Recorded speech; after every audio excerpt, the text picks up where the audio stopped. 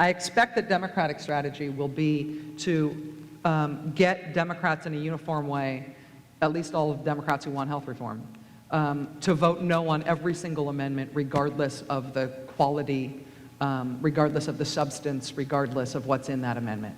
Just don't play the Republican game, don't change it. We've got a fast lane ticket right here. Let's just do it, and any other thing that we want to do, we can do after this, but let's get this one thing passed. That's going to be the strategy. Republicans will try to make it as hard as possible for Democrats to do that, but I expect Democrats know their way home at this point. And the reason that the House needed to pass it without any changes was because of the now Republican ability to filibuster because of losing the supermajority, if you will? No.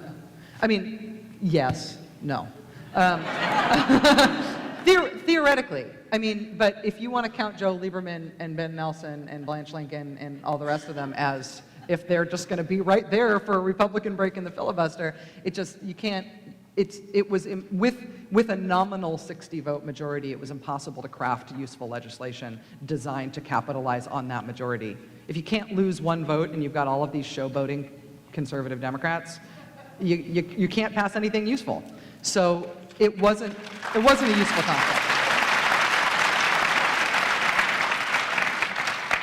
And the second vote last night was the motion to recommit, and it was the one that the Republicans were trying another strategy to try to in essence, kill the bill by sending it back to committee, and that was with Bart Stupak, who has had a lot of FaceTime on your show recently. Without ever once returning a call from me or my producers. But yes, he makes the show a lot. But, and he actually changed against his language. It was his amendment that they tried to recommit, and then it just was, I needed a playbook, and I was hoping you could kind of walk me through that one. I can't give you the parliamentary TikTok on that, but what they were trying to do was kill the bill and say they were killing the bill for abortion, as an anti-abortion measure. And it didn't work. And one of the things I think was nice about that is that the vote to kill what the Republicans were doing at that point was actually an even bigger vote than the vote that passed the bill, because it was pretty obvious that this was a trick. I think what happened with Congressman Stupak is, my take on that, if you've ever seen my show, is that he essentially wanted to be on TV. I mean, the Senate bill doesn't allow public funding for abortion, and the Senate bill actually has what's called the Nelson language in it, which not only retains the Hyde Amendment, which says no public funding for abortion, it actually goes beyond that and makes people who want insurance coverage that covers abortion go through incredible hoops literally go through the process of writing 2 separate checks, one for the rest of your health care and the one for your health care that includes abortion, making people buy separate riders for that part of their health care. And whatever you think about abortion rights, the Nelson language is the Hyde Amendment and beyond. Not only making sure that going beyond making sure there is no federal funding for abortion, and also making people who want it essentially wear a scarlet letter and have to do a dumb thing. The Senate language will essentially eliminate insurance coverage for abortion in this country for 95% of American women. That's without the Stupak language. It's really, I mean, and we can fight about it, but we could also, I mean, if you read the bill, this is not me making an ideological argument. This is what's there. And Congressman Stupak, I think, didn't understand that. I mean, if he did understand it, it's a nasty diagnosis of why he did this. So the charitable assumption is that he just didn't get it.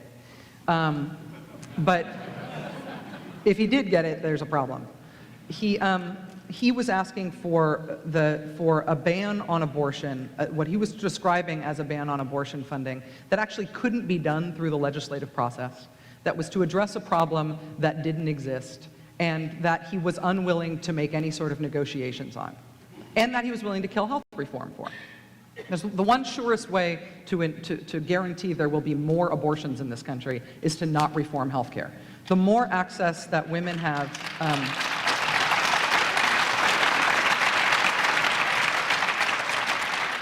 the more access that women have to both prenatal care and to an assurance that they will have coverage throughout their pregnancy, both prenatal care and postnatal care and young infant care for their child, those are the things that make women not have abortions. And when you look at countries that have universal health care, even that have much wider access to abortion than we have, their abortion rates are dramatically lower than ours. Not because you can't get an abortion, but because you can get health care. And getting health care is the kind of thing that makes women make choices that reduce the abortion rate. So Congressman Stupak held out to the end. He got on TV a lot, and he didn't change the language at all in the bill. What he got was an executive order that affirms the existing language and changes nothing. The executive order changes nothing in current law because there was no federal funding of abortion in current law or in the health reform bill. And so he got this executive order, and he got to beat his chest on television, and it changes nothing. It changes nothing except it made him more famous. And Democrats didn't have to do it. NBC has reported today that Democrats actually had 222 or 223 votes for the bill. They only needed 216. That's more than Bart Stupak could have given them. Now, what they did was they took the Stupak votes and then they used the cushion that bought them to let a few other Democrats in challenging districts turn their vote back. Democrats who said they'd be willing to vote for it, they said, no, you don't have to. It'll help you get reelected. You can vote no on it. It's okay. We've got these Stupak votes. The political analysis of that is that the the administration doesn't think that the pro-choice movement is very powerful. And so they think that you can insult pro-choice forces in this country with this executive order that will not change anything, but that looks like a slap in the face. They don't think they have anything to fear on their pro-choice flank, and maybe they don't, but this demonstrates that that's where they thought it was going to be easiest to take the political hit for these votes. Well, if it doesn't change anything, then why is it a slap? Just because of all the posturing that they had to do, and then they had to make a big scene of President Obama issuing an executive order? The executive order says, we already aren't using federal money for abortion. Now we're going to make doubly, triply clear that we're not making...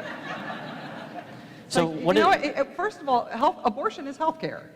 Abortion is not a thing that, I mean, it is, we can make this, women go to doctors to get abortions. It's part of what happens in terms of reproductive health services. Not everybody believes women should be able to legally do that, but that's a different fight.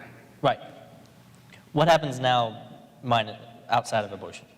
So what does the healthcare reform do now? Timeline for when these things start? Well, this is in terms of what the Senate is going to do. In terms of the Senate going to deal with. There's going to be the Senate debate's going to be great. Republicans will try to stop it at every turn, add all these amendments. Democrats will have to hold the line and probably vote no on all the amendments. If Democrats can't hold the line and they vote yes on some of the amendments, that means the bill changes and it actually has to go back to the House again. And they don't want that to happen, so they should vote no on, if they want to get it passed, they should vote no on all the amendments and and just hope that somebody on the Republican side gives Democrats as big a political gift as John Boehner gave Democrats last night on the floor of the House.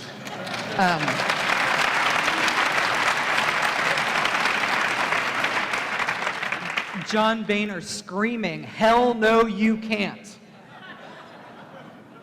It's like, was that in your prepared remarks? and if it was, what was the thing you were gonna say that you crossed out and decided to say that instead? Because hell no you can't, it's a heck of a slogan to run on. Well, let's talk about the culture of politics right now. Obviously with hell no you can't, with someone reportedly saying baby killer to Bart Stupak during his remarks. There's a lot of venom in it right now. Is this different from most years, or is this kind of what we've come to accept? I think that we always have, I think we underestimate the venom. I think we forget the venom over time. I think there are venomous things that happen in politics in every generation.